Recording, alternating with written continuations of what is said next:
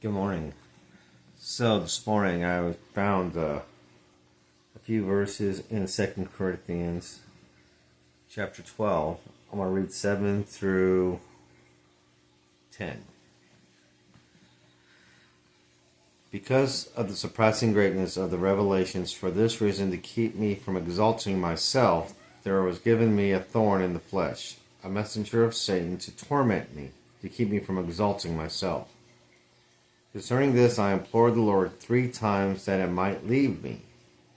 And he has said to me, My grace is sufficient for you, for power is perfected in weakness.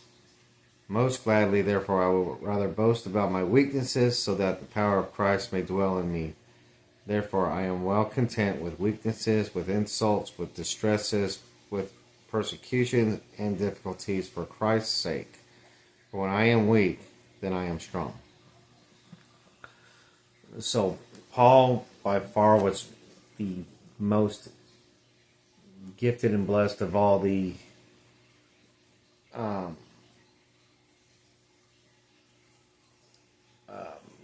of God of old. And of course, Paul is our main provider for most of the books in the New Testament. He's also was chosen by God, by Jesus, to be the deliverer of good news to the Gentiles.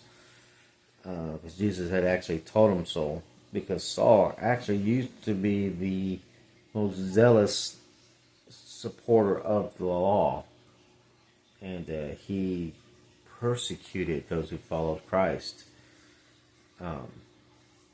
until Christ finally humbled him and told him what his purpose was going to be. So not only did Paul have all this knowledge,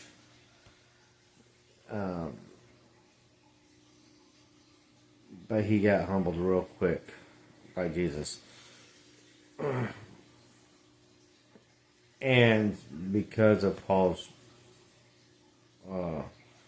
obedience, Jesus gives him great revelations as far as insights to teach the Gentiles of Christ's love for us and for his sacrifice for us.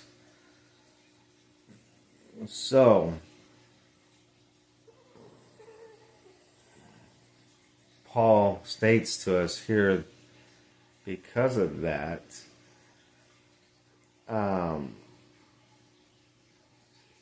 he's been given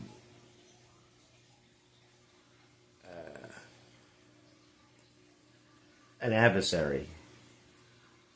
He says the nature of a messenger of Satan to torment him. I mean, he's been given problems, troubles, and whatever it is, I'm guessing it really vexes Paul to the point where Paul has asked repeatedly for whatever is troubling him to be removed from him. And, and Jesus reminds Paul of who he is when he tells him, My grace is sufficient for you, for power is perfected in weakness. So, at that statement that Christ made to Paul, Paul realized that having troubles, being insulted, being distressed, having weaknesses, being persecuted is all there to help us rely on Christ, to depend on Christ.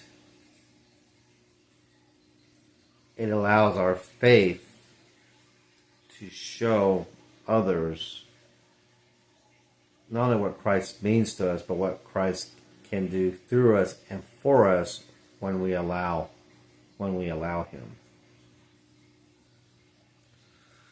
So instead of being angry about his troubles and those who insult him and distress him and his weaknesses. He actually revels in it because he realizes that is what makes him strong, because it brings him back down to earth, so to speak. It humbles him to the point that he knows and he realizes that he has to have Christ in his life in order to live this life.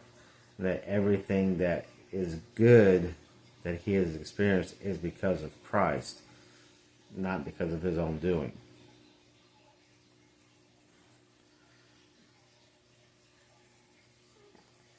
So,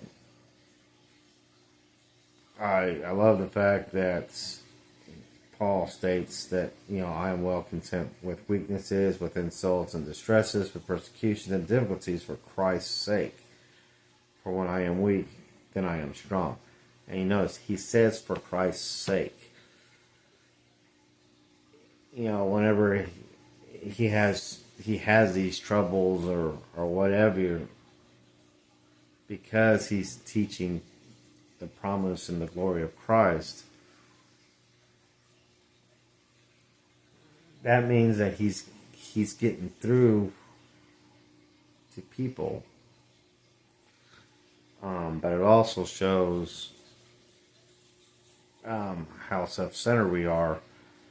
And so when we stop being self-centered on ourselves and start embracing the difficult times, the troubles, the insults for being followers of Christ, when we start to accept them and be content with the struggles and allow Christ to work through us and to help us get through it with the Holy Spirit, then we become spiritually strong warriors for Christ. And our faith and our determination to follow Christ will be seen by others, to the point to where there will be some that will see what Christ means to us and who he is, and they'll want to seek what we have, because our example opens the doorway that allows out the Holy Spirit to start tugging at the hearts of those that we're trying to reach.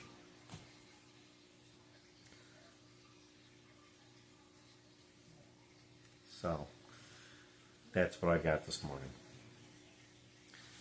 Anyways, y'all have a blessed day, and we'll see you tomorrow. Bye.